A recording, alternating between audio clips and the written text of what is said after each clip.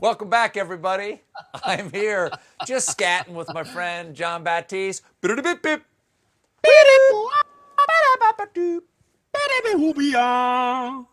Are you writing anything, John? Are you writing any music right now?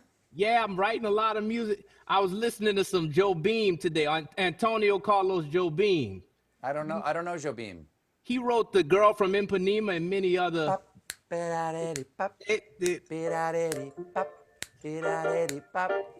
Oh, it's so smooth. Woo! Well, John, could you play us a little something before we go on? Yeah. Let's get happy.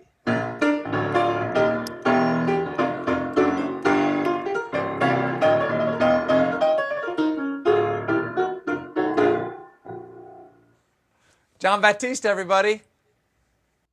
You know, I spent a lot of time carefully picking the ripest newsberries from the tropical coffee tree, gently hand pulping them to remove the beans, then drum roasting them to perfection to create the strong yet delicate Italian espresso that is my monologue. But sometimes, I like to throw together a half-finished can of Red Bull with some bath salts and a shot of Fireball to create the lawsuit-ready bootleg energy drink of news that is my segment,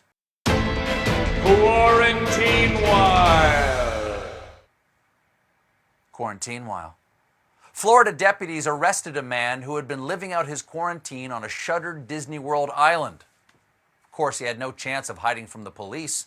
It's a small world after all. Quarantinewhile. Many Americans can't wait for the lockdown to end so they can have their sports back, and some sports aren't waiting. Recently, the professional bull riding tour became the first sport to return since the COVID-19 shutdown. I say if you really want to bring back bull riding, each rider gets 8 seconds to try to put a mask on it.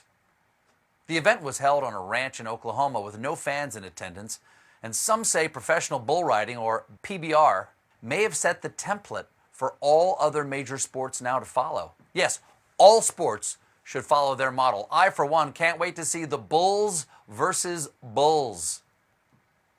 The event had no audience, and precautions were taken for riders who were provided custom masks along with protective gloves and safety glasses because, as the CEO of PBR put it, you can't be too safe. It's a weird comment coming from the sport of bull riding. Ronnie, I don't care if you just got trampled by a 1,600-pound animal. Please cough the blood into your elbow.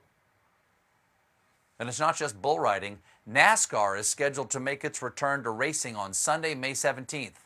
The event will have no audience, but will air live on Fox, MRN, and Sirius XM NASCAR radio. Oh, there's nothing like curling up around the radio to listen to some NASCAR.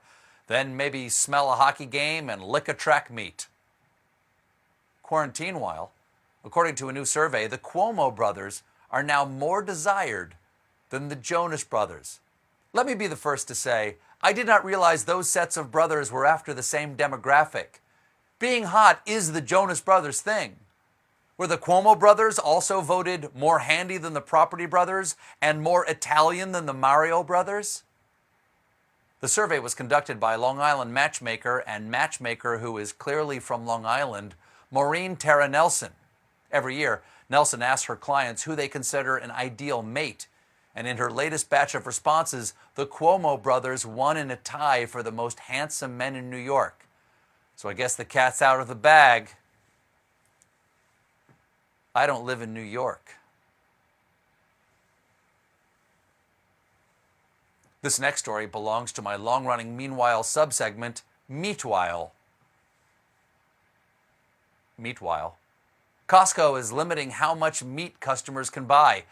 It's really strange to hear the words, "that's enough," from a retailer that will literally sell you a 72-pound wheel of cheese. Quarantinewhile.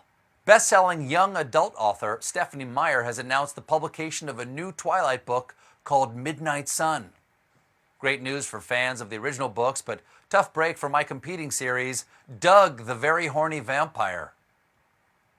But this isn't exactly a new story. The book is actually a retelling of the first book from the vampire's perspective, and this version is much longer. Because the only thing better than a story you've already heard is a story you've already heard that takes much longer. But this does bode well for more retellings of popular YA novels. like the new Harry Potter series from Voldemort's perspective, Tom Riddle and the annoying kid with the glasses I keep trying to kill. That's it for Quarantinewhile. When we come back, one of my producers lets his child cut his hair. It's worth sticking around.